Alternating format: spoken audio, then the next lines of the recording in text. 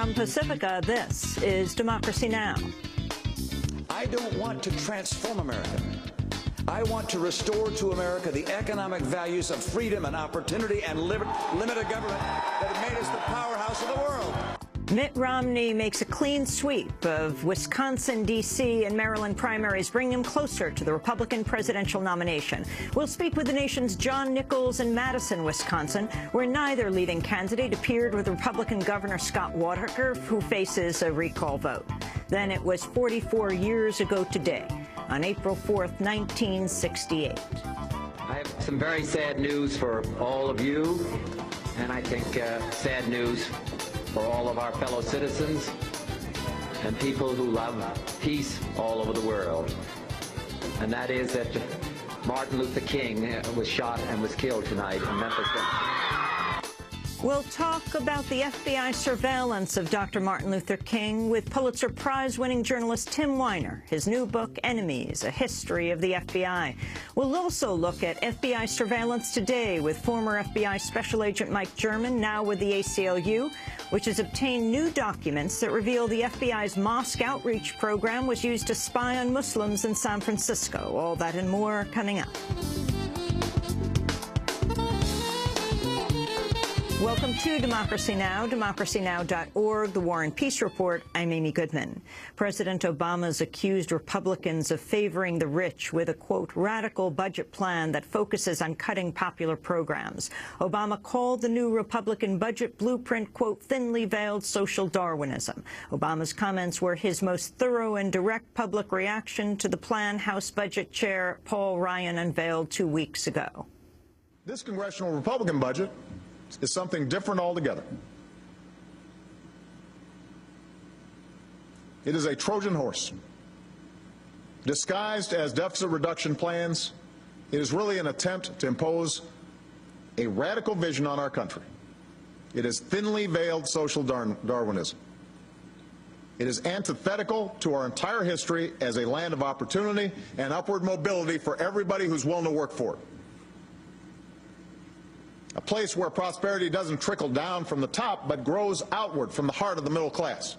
Mitt Romney moved closer to securing the Republican nomination Tuesday with primary victories in Wisconsin, Maryland, and Washington, D.C. Romney received 42% of the vote in Wisconsin, 49% in Maryland, 70% in D.C. Romney's chief rival, Rick Santorum, placed second in Wisconsin and Maryland and is now pinning his hopes on the Pennsylvania primary, his home state, set for April 24th. We'll have more on the vote after headlines. An advanced team from the United Nations Peacekeeping Department is expected in Damascus within 48 hours to discuss deployment of observers to monitor a ceasefire in Syria. As part of a 6-part peace plan put forward by envoy Kofi Annan, 200 to 250 unarmed UN observers would be deployed to Syria. Nabil El-Arabi is Secretary General of the Arab League. There is a political path which Kofi Annan is implementing. In order for this political path to succeed and for the aspirations of the Syrian people to be achieved, there must be an immediate ceasefire. That is what I have said, and I have requested for a binding Security Council resolution because of the recent developments. But this does not mean the use of force. The United States and Afghanistan are reportedly close to signing an agreement that would allow U.S. Special Forces to continue carrying out nighttime raids. Under terms of the proposed accord, Afghan forces would lead the operations and the raids would be subject to review by Afghan judges. The deal is expected to clear the way for the United States and Afghanistan to sign a strategic partnership agreement next month in Chicago. 200 Marines have arrived in northern Australia, and the first wave of buildup of 2,500 troops due eventually in Australia. The United States says the move is needed to better protect U.S. interests across Asia, but the deployment has sparked concern in China. U.S. Ambassador to Australia Jeffrey Blake spoke at a welcoming ceremony earlier today. We are fortunate to be in the most dynamic area in the world right now. This is the fastest growing economic area and also the one that is enduring the greatest demographic change. And we want to make sure that it continues to be a peaceful, prosperous, and stable area.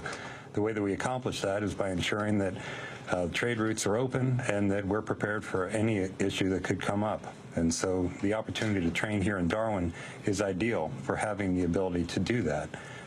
You have access to the Pacific Ocean, to the Indian Ocean, to the East Timor Sea, and to trade routes all around. Florida's controversial Stand Your Ground law is receiving new scrutiny in the wake of the shooting death of Trayvon Martin, the unarmed African-American teenager who was shot to death in Sanford, Florida by a neighborhood watch volunteer. Democratic Florida State Senator Chris Smith has announced he's forming a task force to review the law, which allows people to use deadly force when they feel threatened. Meanwhile, the Miami-Dade Commission has passed a resolution asking the Florida State Legislature to convene hearings on the law.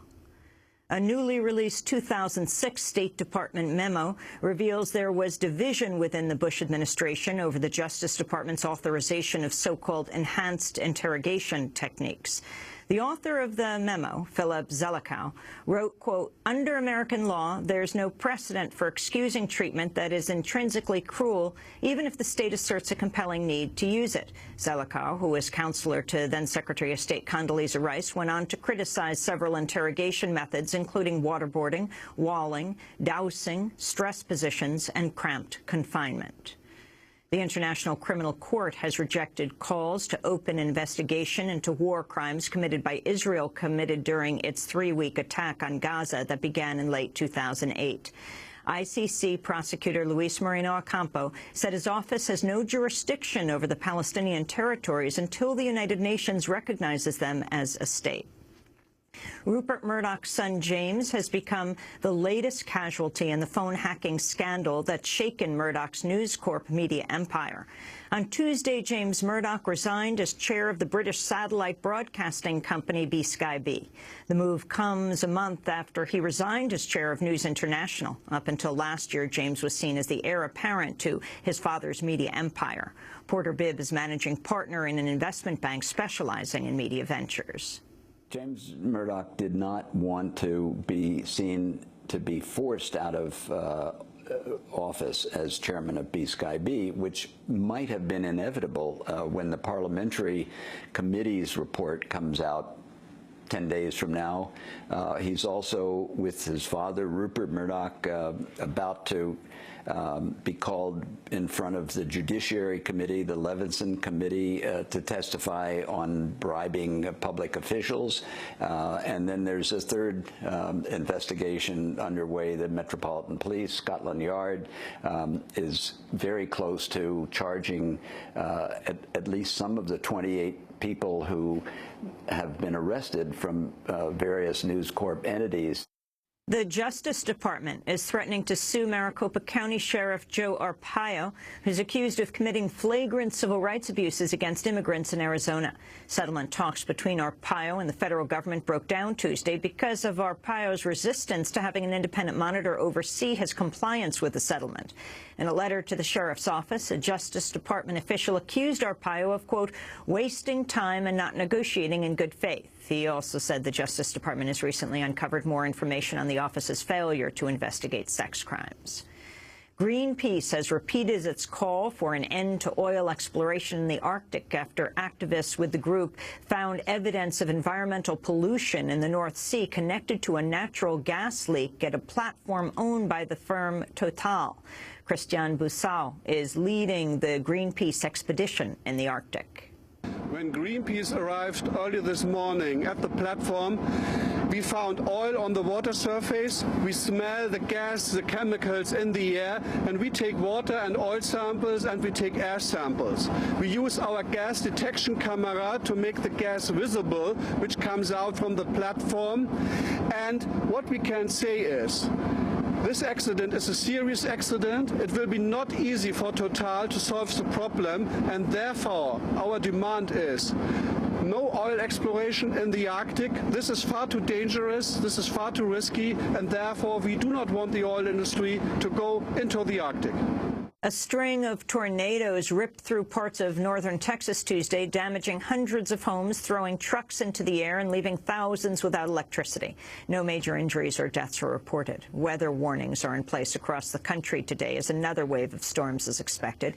Meanwhile, a major storm has rocked Tokyo, Japan, with some of the strongest winds to hit the city in 50 years. The storm dumped massive amounts of water across parts of Japan. 4 people were reported dead. Hundreds were injured. Thousands lost power. At 2 nuclear power plants in northern Japan, employees were forced to temporarily stop the cooling of spent fuel storage pools after a power failure.